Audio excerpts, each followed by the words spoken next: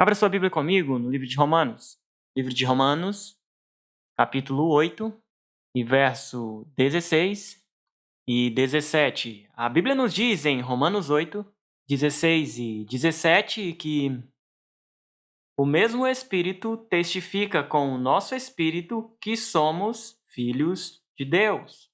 E se somos filhos, somos logo herdeiros também, herdeiros de Deus e co-herdeiros de Cristo, se é certo que com ele padecemos, para que também com ele sejamos glorificados. O que a Bíblia está nos dizendo aqui?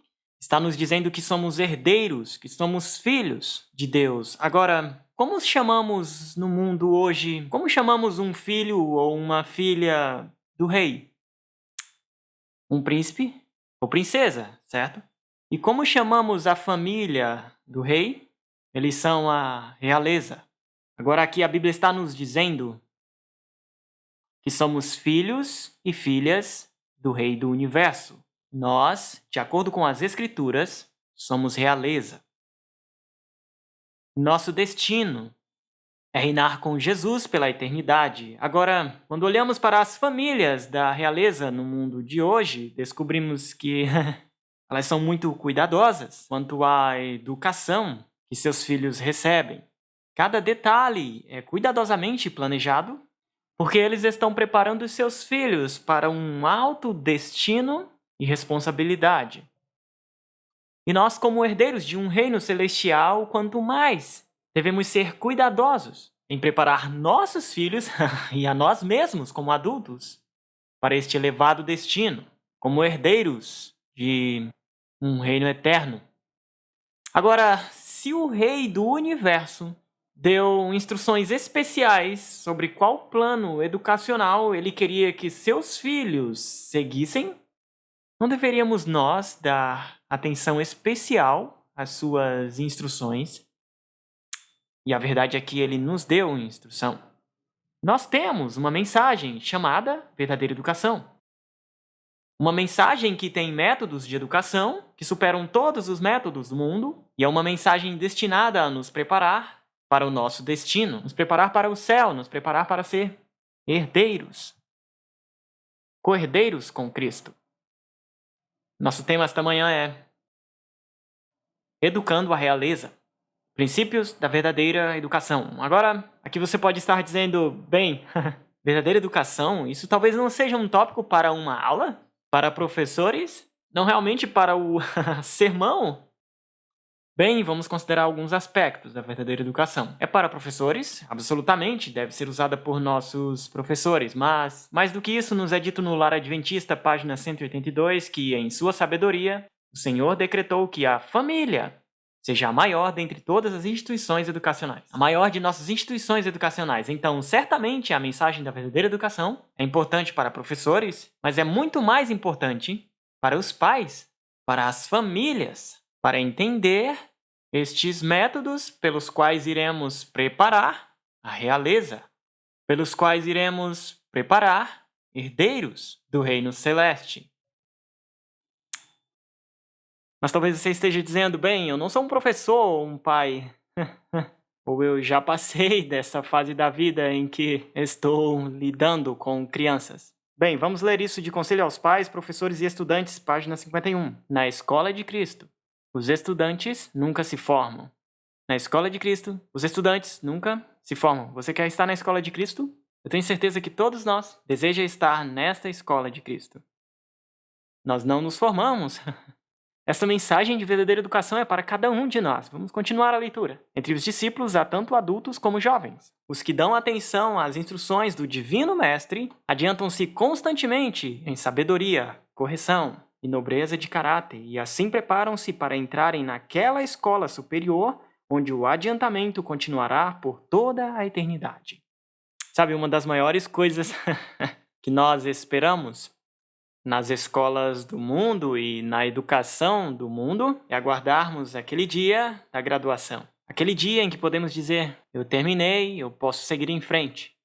Mas, amigos, na Escola de Cristo, nós não nos graduamos. Nós constantemente avançamos em sabedoria e nobreza de caráter e, assim, estamos nos preparando para entrar na escola superior, que encontraremos no céu. Na Escola de Cristo, os estudantes nunca se formam. Então, esta mensagem de verdadeira educação é uma mensagem que diz respeito a cada um de nós. Mas mais do que isso, vamos ao livro Educação, página 30, onde lemos que, no mais alto sentido, a obra da educação e a obra da redenção são uma. Agora, a quantas pessoas se aplica a obra da redenção?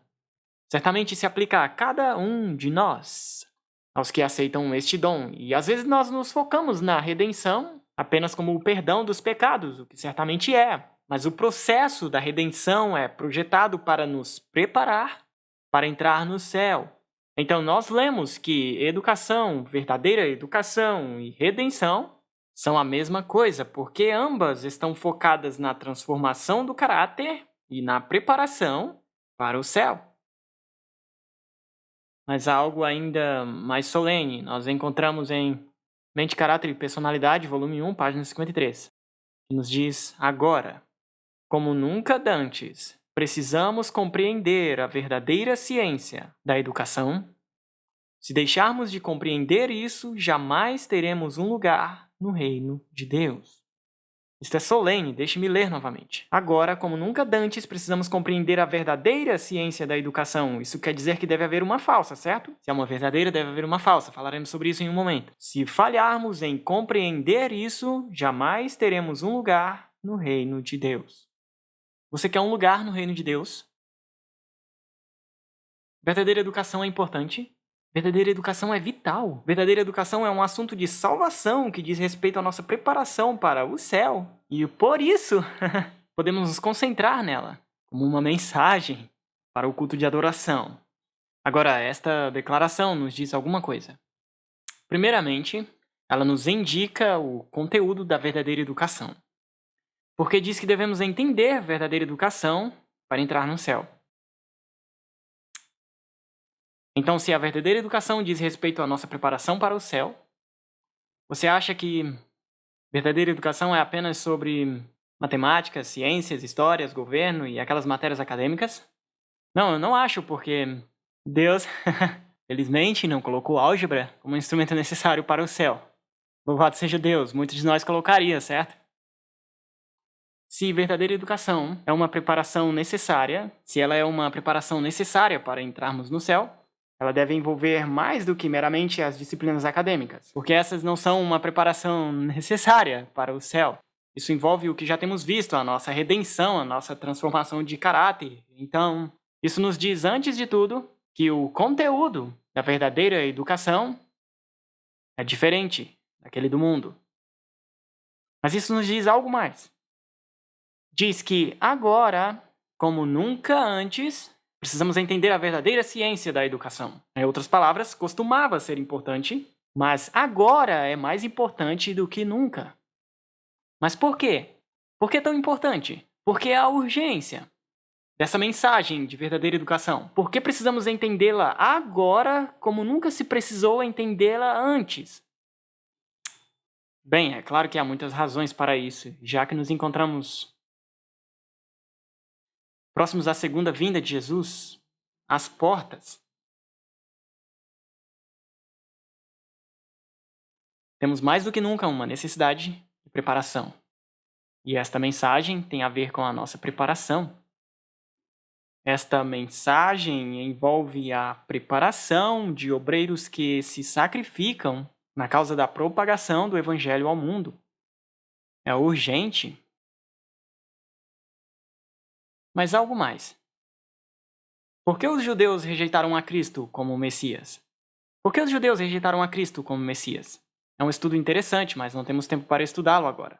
Mas fica claro da história, quando estudamos na história, que os judeus rejeitaram a Cristo como Messias como resultado da falsa educação, como resultado de permitirem os métodos do mundo os influenciarem. E por muitas vezes suas mentes ficaram pervertidas por esses falsos métodos de educação. De modo que, logo, eles não estavam preparados para reconhecer Jesus quando ele veio. Agora, você acha que se Satanás trabalhou fortemente para confundir a mente da nação judaica através da falsa educação, levando-os a seguir um falso sistema educacional, para que eles não reconhecessem Jesus quando ele viesse pela primeira vez, você acha que Satanás trabalhará muito duro com o professo povo de Deus agora, nesta época da história da Terra, bem nas fronteiras da segunda vinda de Jesus? Você acha que Satanás pode trabalhar muito duro, através dos métodos da falsa educação, para confundir as mentes do professo povo de Deus, para que eles não reconheçam Jesus quando ele vier a segunda vez? Essa declaração diz algo mais. Agora, como nunca dantes, precisamos compreender a verdadeira ciência da educação. Se falharmos em compreender isso, jamais teremos um lugar no reino de Deus. Se é tão importante que entendamos a verdadeira educação, se ela é um requisito para entrar no céu, você acha que verdadeira educação é algo super complicado, que é algo que precisa de livros especiais e um currículo especial, e é algo que apenas algumas pessoas podem fazer, em circunstâncias muito afortunadas? Não, claramente não. Se verdadeira educação é algo necessário para a nossa redenção, então deve ser simples. Deve ser simples de aplicação. E amigos, há muitas ideias sobre verdadeira educação por aí, mas vamos simplificar. A verdadeira educação não é um currículo especial. Verdadeira educação não é um certo livro, ou um certo programa, ou um certo método que você tem que ter um treinamento especial. Esses podem ser métodos da educação do mundo, mas a educação do mundo é complicada e você precisa de material e currículo e tutores e todas essas coisas. Mas a verdadeira educação é simples. E por que ela é simples? Porque é o método de Deus. E os métodos de Deus são alcançáveis para todos. Todos não têm acesso a certos recursos especiais.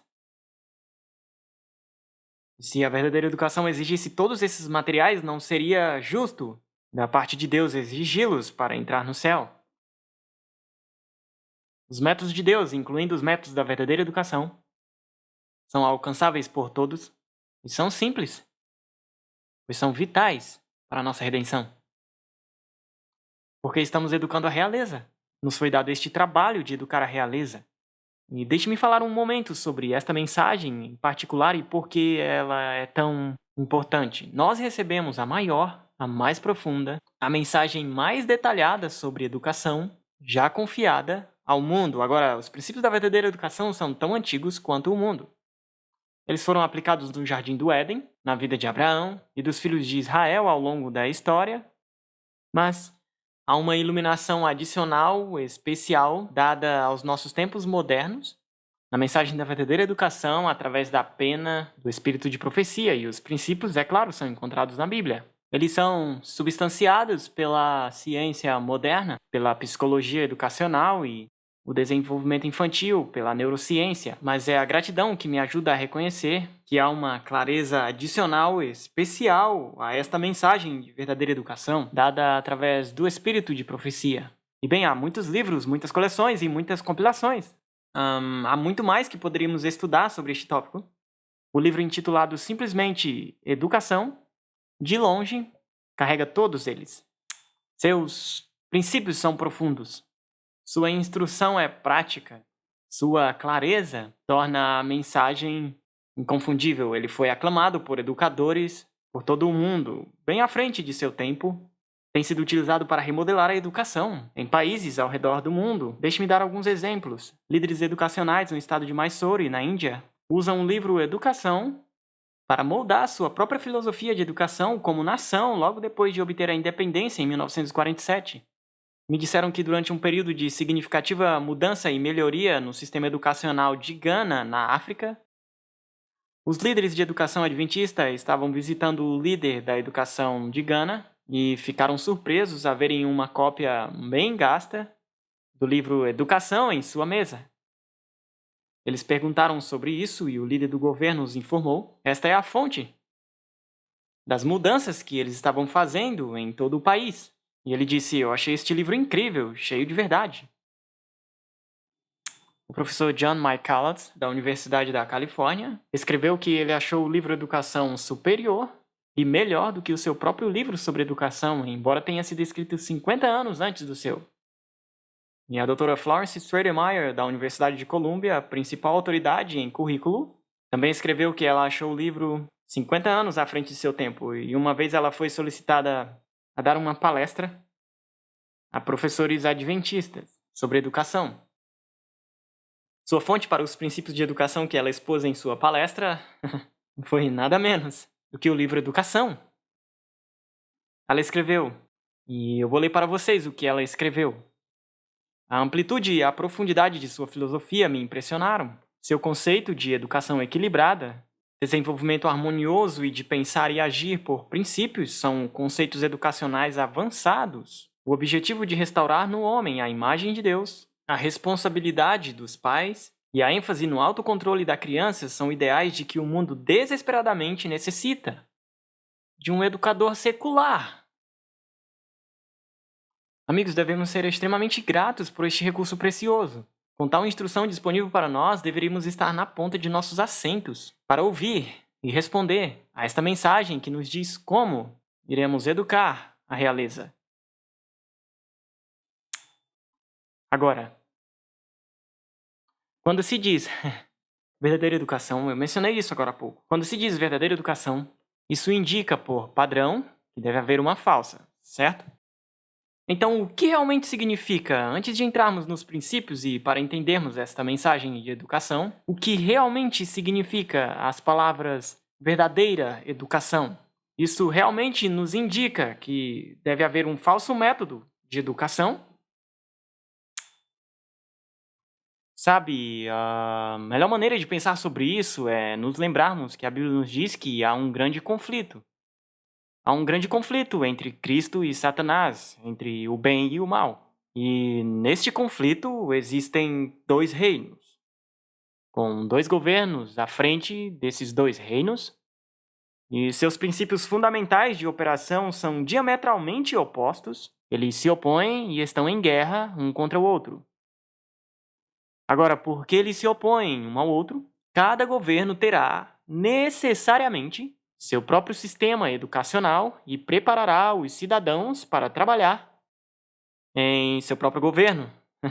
Porque não seria possível para um governo, para um sistema educacional, preparar cidadãos para o outro governo, porque eles estão em guerra um contra o outro. Isso seria prejudicial.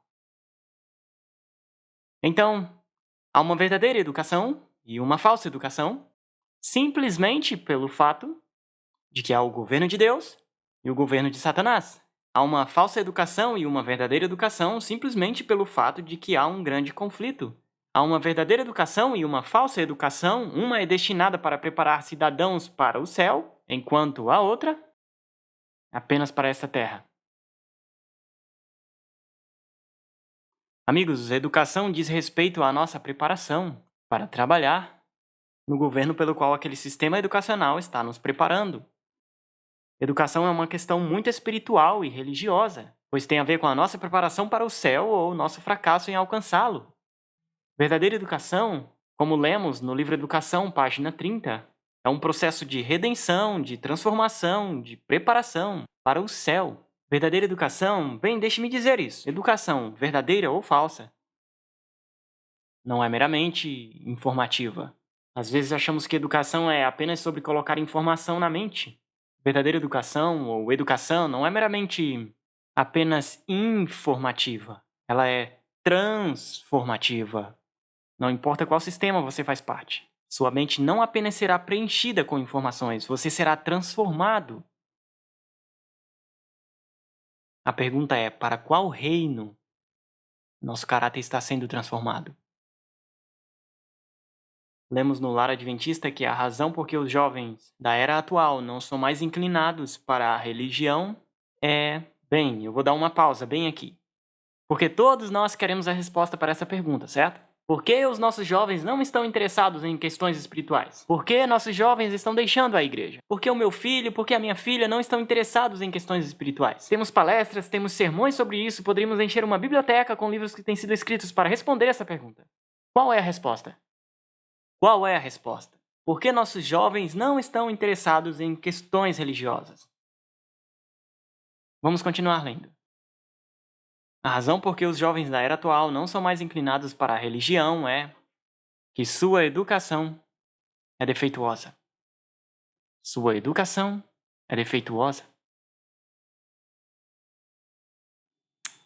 Será que frequentemente eles não estão fazendo parte do sistema educacional errado? Sendo transformados na imagem errada, sendo preparados para o reino errado? E eu penso sobre o que já lemos no Lar Adventista, onde diz que, em sua sabedoria, o Senhor ordenou que a família fosse a maior dentre as instituições educacionais. Então, se a falta de interesse espiritual de nossos jovens é o resultado de uma educação deficiente, e a família é a maior de todas as instituições educacionais, então percebemos o problema da falta de interesse espiritual em nossos jovens. Ele só pode estar na família. Isso pode ser muito desanimador, eu percebo. Oh, olhe para as famílias, veja como está o interesse espiritual de nossa juventude. Mas isso pode ser encorajador também. Porque isso nos diz, porque nós as temos em nosso poder para criar interesse espiritual em nossa juventude. Se a falta de uma educação apropriada está produzindo uma falta de interesse espiritual em nossa juventude e a família é a maior das instituições educacionais, então, ao nos focarmos em uma educação apropriada, nós temos o poder de criar o interesse espiritual em nossas crianças e jovens. E isso, para mim, é encorajador. Então, a pergunta é: o que é verdadeira educação? No restante de nossa mensagem nesta manhã, eu quero apenas cobrir o básico deste plano. Ele é um tópico que não temos tempo para cobrir completamente. Quando eu ensino aulas completas e seminários sobre este assunto, nós gastamos muitas horas nele.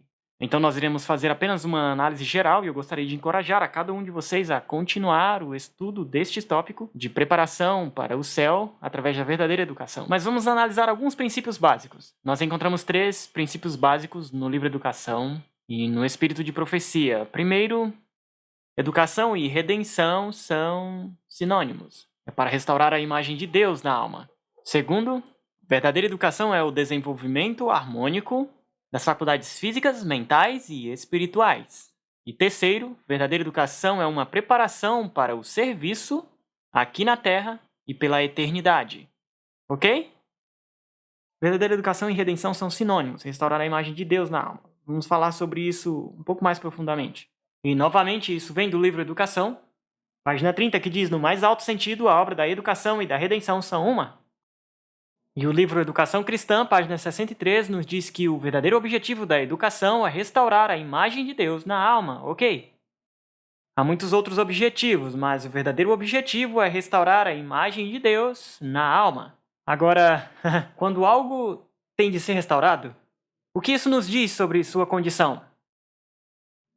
Ela não é original, certo? Foi danificada de alguma maneira e ela precisa de uma restauração. Então, a imagem de Deus na alma é perfeita como foi criada? Não, obviamente não. Nos foi dito que foi quase obliterada. Nós lemos em Gênesis capítulo 1, versículo 27, que Deus criou o homem à sua própria imagem. A sua própria imagem. Mas isso foi destruído pelo pecado. Nós conhecemos essa história. Muito bem. Então, o que a educação tem a ver com tudo isso? Vamos para a Educação, página 15, que nos diz restaurar no homem a imagem de seu autor, levá-lo de volta à perfeição em que fora criado, promover o desenvolvimento do corpo, espírito e alma para que se pudesse realizar o propósito divino da sua criação. Tal deveria ser a obra da redenção. Eu vou parar bem aqui. Aqui diz que essa deveria ser a obra da redenção. Como já mencionei, às vezes pensamos que redenção é apenas perdão dos pecados. Certamente é isso, louvado seja Deus por isso. Mas mais do que isso, redenção é o processo de restaurar em nós a imagem de Deus, preparar-nos para o céu, preparar-nos para reinar com Jesus pela eternidade.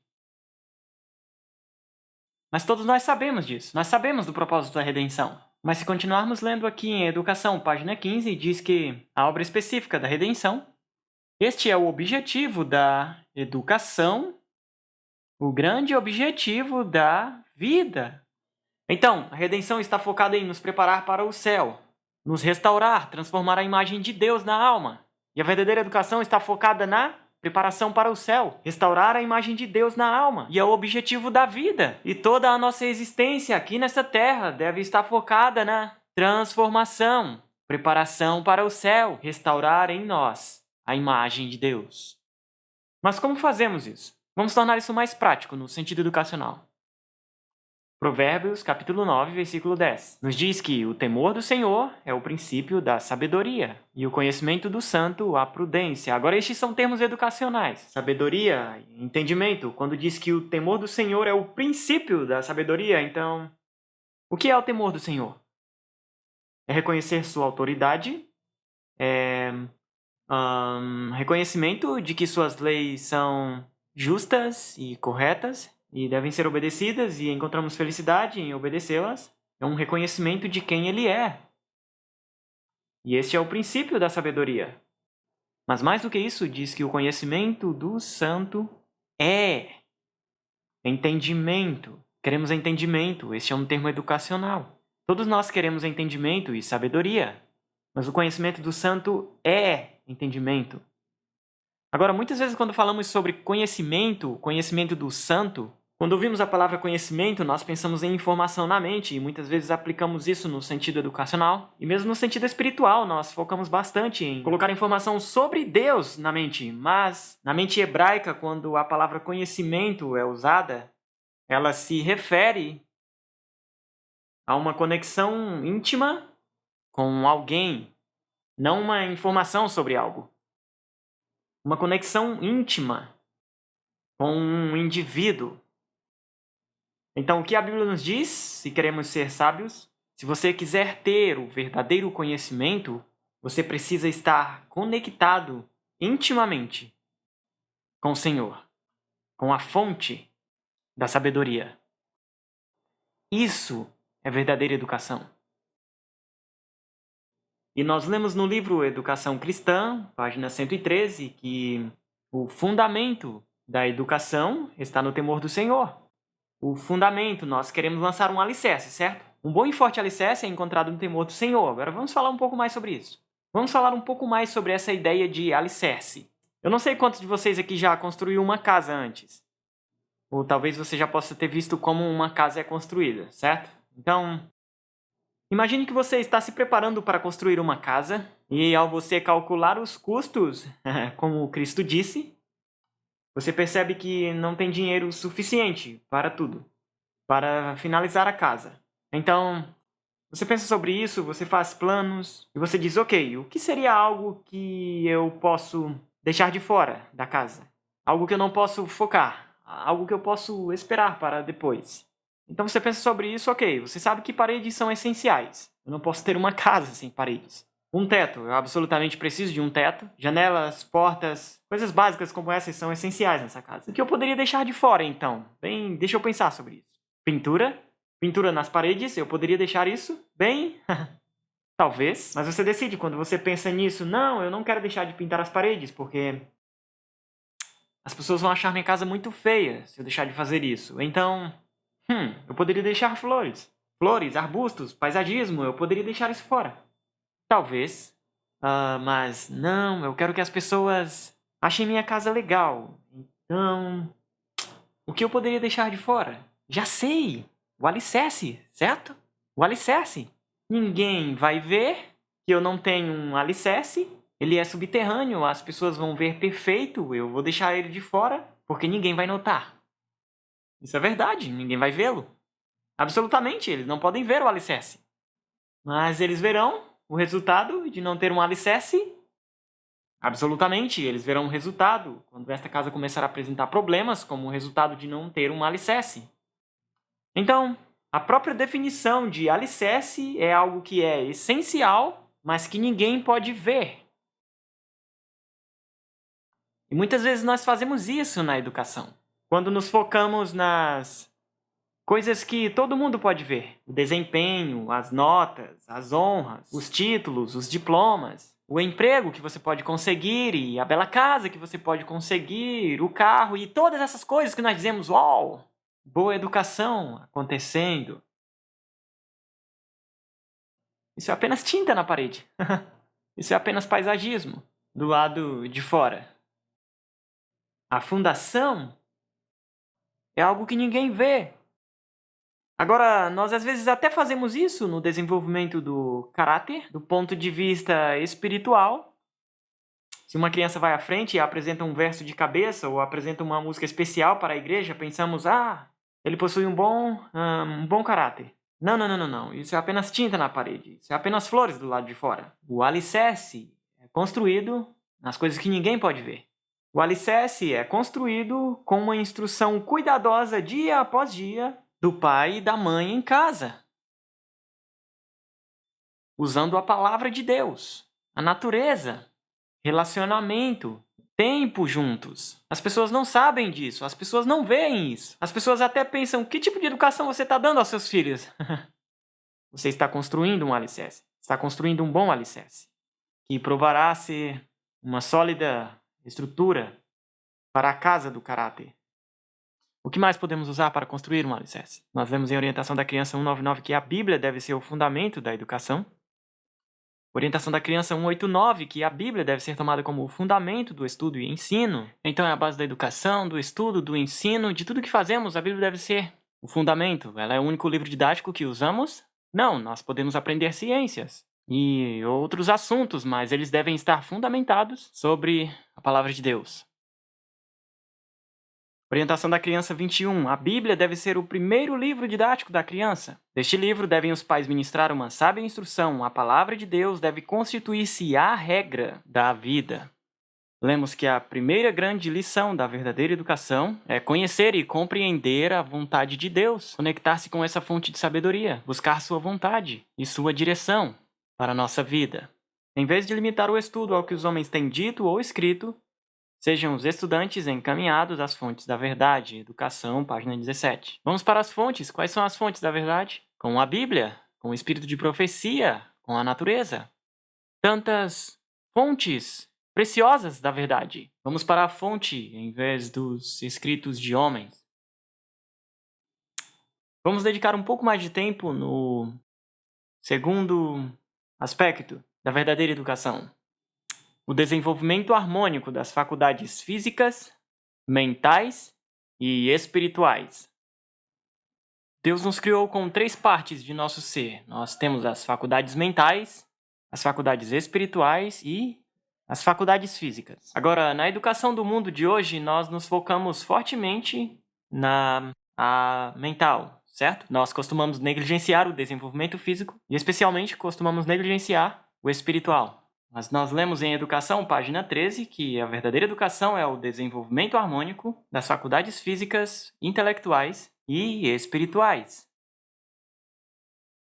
Então vamos falar delas individualmente. Vamos falar sobre a importância de cada uma delas. Sobre o desenvolvimento físico, primeiramente. Lemos em Orientação da Criança, página 234, que tanto o vigor mental como o espiritual dependem em grande parte da força e atividade física. O que quer que promova a saúde física promoverá o desenvolvimento de um espírito robusto e um caráter bem equilibrado. Ok, estamos lendo sobre 3 áreas de nosso ser aqui, essas 3 áreas primárias do nosso ser, mas descobrimos que existem 2 áreas que dependem de uma terceira. O que se diz mental e espiritual são dependentes do físico.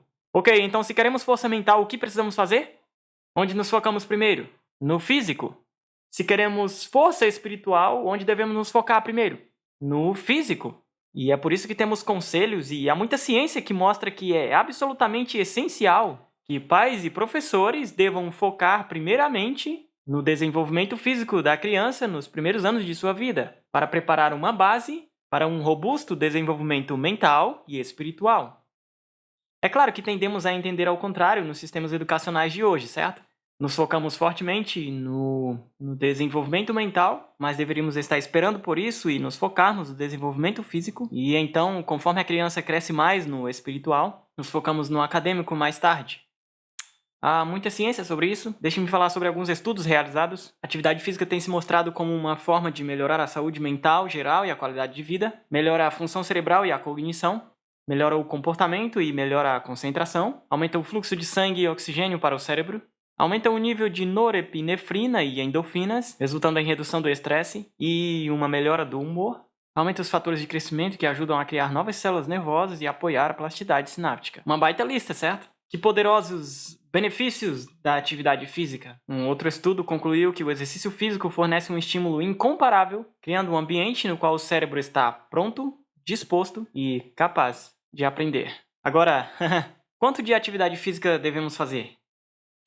Depende da idade. De novo, de acordo com a pesquisa, na ciência e de acordo com o espírito de profecia, devemos nos focar primeiramente no desenvolvimento físico e moral da criança nos primeiros anos de sua vida.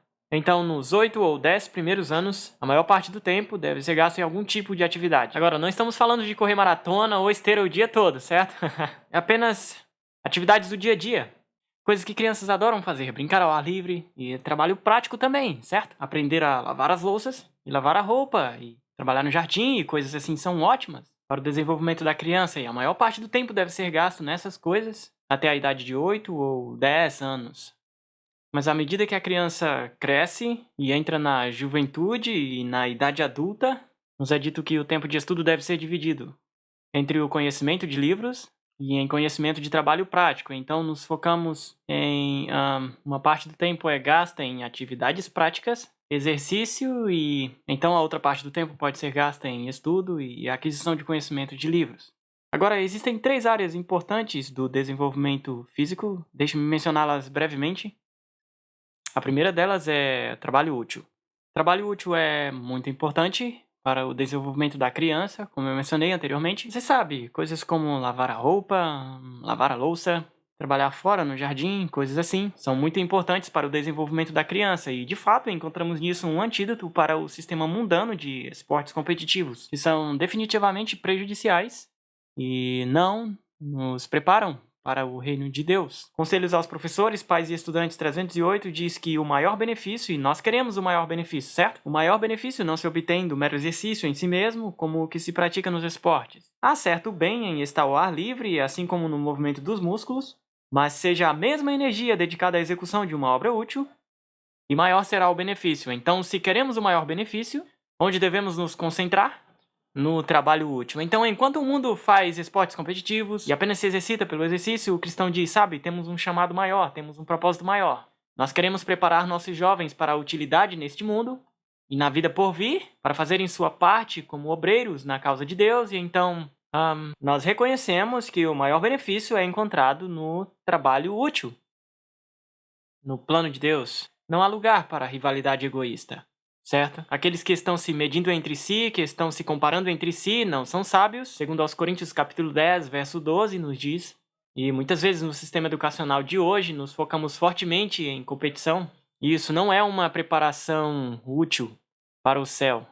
Lemos em Conselhos aos Professores, Pais e Estudantes 308 que a ocupação física é parte do preparo essencial para todo jovem. Falta um importante aspecto de educação se o estudante não aprender a se empenhar em trabalho útil.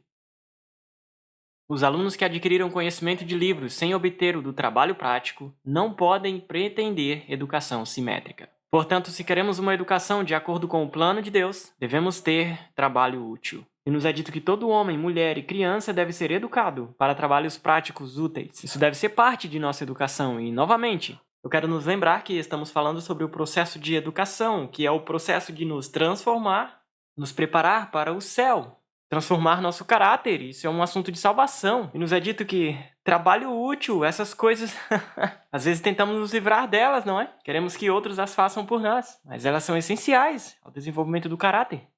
Sim, para adultos, mas especialmente para crianças, em prepará-las para a utilidade. Um segundo componente para o treinamento físico é o que chamamos de treinamento manual, onde não é apenas um treinamento em trabalho útil, mas é um treinamento para habilidades específicas, o que talvez chamaríamos de ofício. Isso é um aspecto importante da educação. Nos é dito em Orientação da Criança 231 que o ensino manual merece muito mais atenção do que tem recebido. O grande mestre deu a Israel orientação para que a todo jovem fosse ensinado qualquer ramo de trabalho útil. Podiam ser instruídos em ramos literários, mas tinham de ser exercitados também em algum ofício. Isso era algo julgado parte indispensável de sua educação. Então isso devia ser parte de sua educação. Desenvolver uma habilidade prática, um ofício. para que esse jovem pudesse usar. Temos em orientação da criança que todo jovem, ao deixar a escola, deve ter adquirido conhecimento em algum ofício ou ocupação com que possa ganhar sua subsistência. Então, nós temos um terceiro componente da educação física, do desenvolvimento físico, e este é a agricultura. Lemos em Orientação da Criança 230 que nenhum ramo do trabalho manual é mais valioso do que a agricultura. Então, de todas as opções, de todas as coisas que podemos fazer no desenvolvimento físico, a agricultura é a melhor. Agricultura. Então, por que a agricultura? Por que a agricultura é tão importante e benéfica? Bem, nós não temos tempo. Nós podemos estudar por horas sobre os benefícios da agricultura, mas deixe-me mencionar apenas algumas delas. Crianças que passaram algum tempo na agricultura apresentaram maior autoconfiança e maior autoestima. Elas são mais pacientes e perseverantes, o que é meio que óbvio, certo? Você não precisa de um estudo dizendo que se você trabalhar na agricultura, você será mais paciente e perseverante. Melhoraram a compreensão científica, melhores notas de prova e melhores alunos em geral. E há muitas razões para isto. Foi encontrada uma bactéria na Terra, chamada Microbacterium vaccae. Talvez você a conheça, ela se tornou muito conhecida. Essa bactéria reduz a depressão, melhora o pulmão, melhora o sistema imunológico, combate o câncer, fortalece o sistema digestivo, trata a artrite, melhora a saúde emocional e mental, reduz o estresse e a ansiedade, reduz as alergias e até aumenta o QI. Agora, eu tenho certeza que todos nós queremos algumas delas, certo? Mas você não encontrará essa bactéria em uma pílula numa loja de produtos naturais. Ela está no solo em que sua plantação cresce. Então, há muitíssimos benefícios, tanto para o caráter, para a nossa saúde quanto para os acadêmicos ao estar na agricultura. Podemos aprender um pouco de matemática na agricultura? Absolutamente, há muita matemática para aprender nela. Pode-se aprender alguma ciência na agricultura? Absolutamente, muita ciência para aprender nela. Então, há muitos benefícios, especialmente para crianças, quando dedicam tempo a ela. Nos é dito que o Jardim do Éden não era apenas a morada de Adão, mas sua escola. Não apenas sua casa, mas sua escola. Nos é dito que o estudo no ramo da agricultura deve ser o ABC da educação dada em nossas escolas. Esse deve ser justo o primeiro trabalho a iniciar. Eu estava conversando com um amigo e estava apenas lamentando porque muitas de nossas escolas estavam removendo o programa de agricultura. Ele dizia quão importante ela é, nos foi dito que é o primeiro trabalho a ser feito em nossas escolas. Meu amigo disse, por que estamos removendo os programas? E eu disse, bem, a resposta sempre dada é que o programa não está dando dinheiro. Absolutamente. Talvez não esteja dando dinheiro, ele disse. Essa é a resposta que eu também ouço. Ele disse, mas ninguém nunca pergunta se as aulas de matemática dão dinheiro. Ninguém nunca perguntou se as aulas de história dão dinheiro. Eu disse sim, absolutamente. E ele disse, olhe, nós não estamos vendo a agricultura como um componente essencial da educação. Porque dizemos, não está dando dinheiro? Acho que precisamos, remover a agricultura do programa. Mas nós não fazemos essas perguntas em relação às outras matérias, porque nós as vemos como parte essencial da educação. Então nós precisamos mudar nossa mentalidade e ver isso como uma parte essencial da verdadeira educação. Não importa se está dando dinheiro ou não, mas é claro que tem mais potencial para dar dinheiro do que outras disciplinas.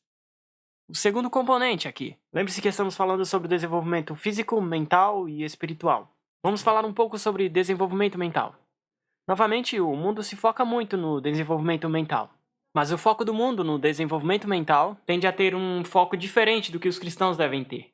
Porque o foco no desenvolvimento mental no mundo está muito concentrado no desempenho. É sobre que tipo de notas você pode obter e que tipo de trabalho você pode conseguir. Você sabe, todo esse tipo de coisa, honras, títulos, desempenho e a quantidade de informação que você pode acumular em sua mente.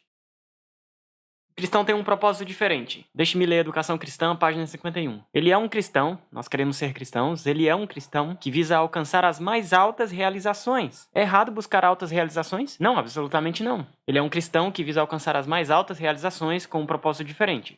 Aqui diz com o propósito de fazer bem aos outros. Veja, essa é a diferença. Ao buscarmos informação, ela deve ser uma informação que podemos pô-la em prática. Aprender simplesmente por aprender não é o método de educação de Deus. Aprender com o intuito de beneficiar alguém, isso é verdadeira educação. A Ciência do Bom Viver 450 não é bom sobrecarregar a mente de estudos que exigem intensa aplicação, mas que não são introduzidos na vida prática. Tal educação será prejudicial ao estudante. Não é suficiente possuir conhecimentos. Precisamos ter habilidade para empregá-los devidamente. Precisamos ser capazes de pôr em prática o que aprendemos. É o emprego que eles fazem de seus conhecimentos que determinam o valor de sua educação. Então, isso deve ser um padrão de medida para nós. Ao considerarmos programas educacionais, ao considerarmos coisas para estudar, livros e todos esses aspectos da educação, precisamos fazer a pergunta: eu posso usar esta informação na prática? Eu posso usá-la na obra do Senhor? Eu posso usá-la para beneficiar outros? Eu posso usá-la para a salvação de almas com a ajuda do Senhor? Ponto número 3. Desenvolvimento espiritual. Nós já falamos sobre isso profundamente, certo? Conectando a verdadeira educação com a redenção. Então, eu só quero mencionar brevemente aqui 2 citações. Orientação da Criança 97. O caráter formado segundo a semelhança divina é o único tesouro que deste mundo podemos levar para o futuro. Que importância tem, pois, o desenvolvimento do caráter nesta vida? Então, nosso caráter é a coisa mais importante em que devemos nos concentrar, e a verdadeira educação deve focar nele. E também lemos em Orientação da Criança 189 que qualquer esforço, porém, que exalte a cultura intelectual acima da educação moral é mal orientado. Então, o intelectual não deve ser exaltado acima do moral. Agora chegamos finalmente ao nosso terceiro componente da verdadeira educação. Vimos que educação e redenção são sinônimos, está focado em restaurar a imagem de Deus na alma. Vimos que verdadeira educação é o desenvolvimento harmônico das faculdades físicas, intelectuais e espirituais e não apenas se foca em uma área. E agora vamos falar sobre o nosso objetivo, preparação para o serviço, aqui na Terra e por toda a eternidade. Educação, página 30. A verdadeira educação prepara o estudante para o gozo do serviço neste mundo e para aquela alegria mais elevada por um mais dilatado serviço no mundo vindouro. A Ciência do Bom Viver, eu amo essa declaração, diz que a verdadeira educação é... O que ela é? Quem gosta de definições? Bem, vamos tornar isso simples. Vamos tornar isso prático. Vamos ao ponto. O que é a verdadeira educação? Podemos dizer que é a redenção, que é a restauração da imagem de Deus na alma e o desenvolvimento harmônico das faculdades físicas, mentais e espirituais, mas o que ela é de acordo com o texto? Verdadeira educação é um preparo missionário. Verdadeira educação é preparo missionário. Todo filho e filha de Deus é chamado a ser missionário. Somos chamados ao serviço de Deus e de nossos semelhantes, e habilitar-nos para essa obra deve ser o objetivo de nossa educação. Aqui está o objetivo da educação: preparar obreiros para o Senhor, preparar missionários. Verdadeira educação é preparo missionário, porque é quando nos concentramos nisso que cumprimos a grande comissão e apressamos a vinda de Jesus. Agora lemos Conselhos aos Pais, Professores e Estudantes, página 546. Há algumas instruções práticas muito boas aqui, não tenho tempo de cobri-las todas. Eu quero ler só uma pequena seção aqui. Para sua completa educação, é necessário que se dê aos alunos tempo para fazer trabalho missionário, ok? Primeiramente, deve fazer parte do currículo, certo? Deve-se dar tempo para trabalho missionário. E depois diz... tempo para se relacionarem com as necessidades espirituais das famílias da vizinhança. Ok, que tipo de trabalho missionário devemos fazer? É ir para a África todas as semanas para fazer isso? Não, isso não seria prático. Aqui diz tempo para se familiarizar com as necessidades espirituais das famílias vizinhas. A palavra familiarizar é importante. O livro Educação nos diz que é a familiaridade que desperta simpatia. E simpatia é a fonte de um ministério eficaz. Familiaridade com outros desperta simpatia em seu coração quando você vê as necessidades. E então, quando você vê as necessidades e quando a simpatia é despertada, você diz: eu quero fazer algo, eu quero ajudá-los. E nós devemos fazer o mesmo. Devemos envolver nossos jovens em conhecer as necessidades ao seu redor. Ao invés de confiná-los na sala de aula o dia todo, coloque-os em contato com aqueles que precisam de sua ajuda e estimule esse espírito de esforço missionário. Não devem ficar tão sobrecarregados de estudos que não tenham tempo de empregar o conhecimento adquirido. Devem adquirir conhecimento missionário, certo? Eles devem ser animados a fazer diligente trabalho missionário em favor dos que estão no erro, familiarizando-se com eles e levando-lhes a verdade. Essa deve ser a obra que nossos estudantes devem fazer enquanto estão na sala de aula. Mas isso para aí. Há lugar para trabalho missionário estrangeiro? Certamente. De nossos colégios e escolas missionárias devem missionários ser enviados a terras distantes. Enquanto na escola, aproveitem os alunos toda a oportunidade de se preparar para essa obra. Quando os jovens entregam seu coração a Deus, Obreiros Evangélicos, página 210, não cessa ainda a nossa responsabilidade em seu favor. E isso é interessante porque muitas vezes nós nos focamos tanto, ajudando-os a entregar seu coração a Deus, certo? E uma vez que entregam o coração ao Senhor e são batizados, dizemos: meu trabalho acabou.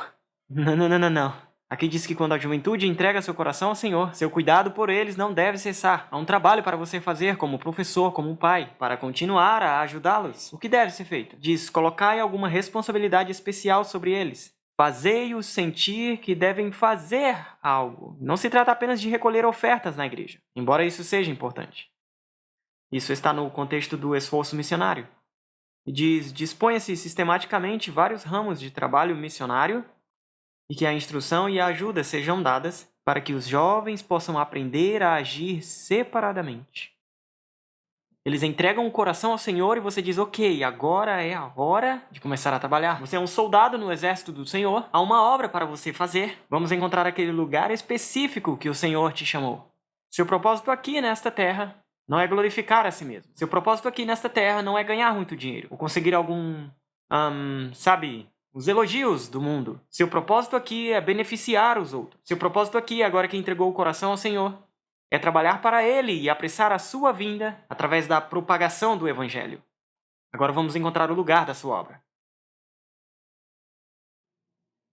Meus amigos, estamos sem tempo, mas vamos voltar para onde começamos. Agora, como nunca antes, precisamos entender a verdadeira ciência da educação.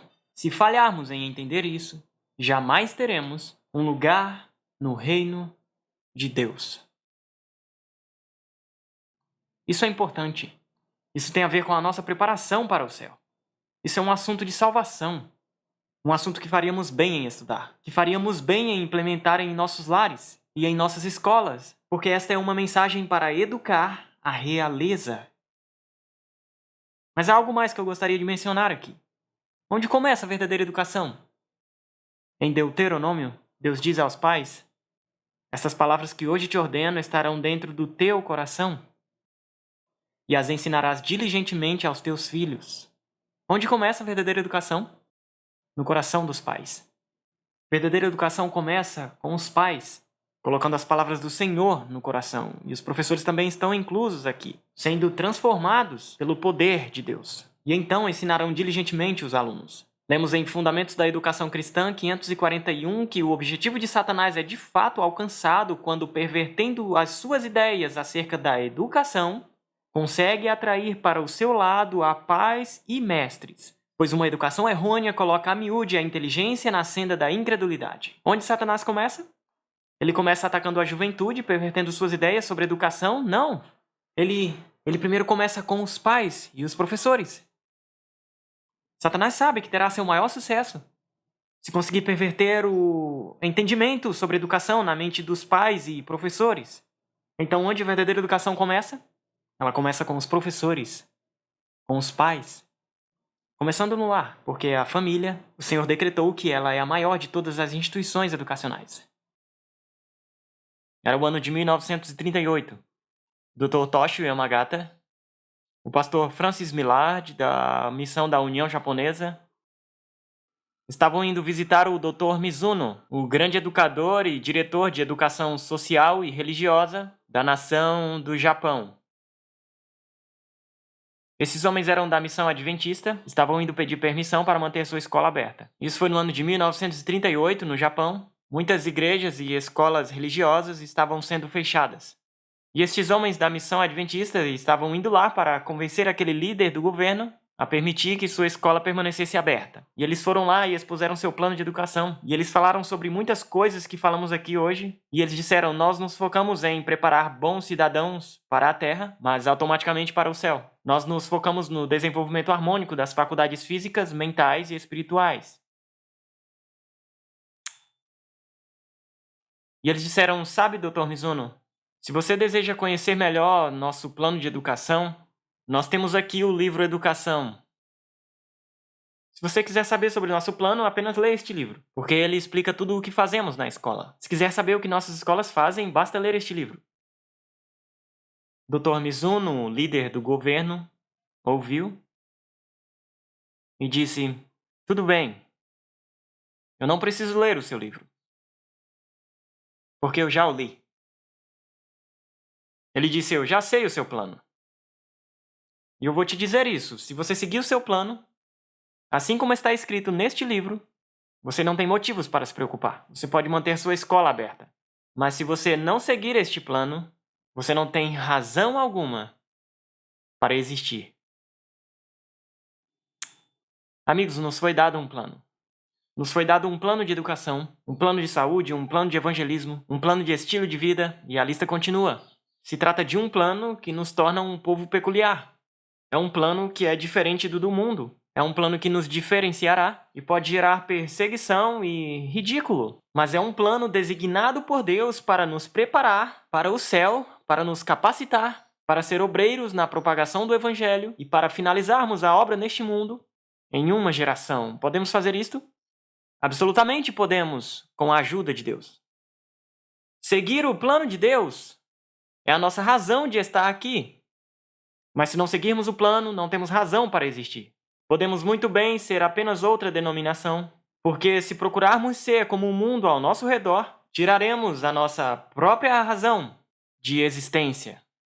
A luz pode ser luz apenas porque é diferente da escuridão à sua volta. Amigos, vamos abraçar o plano.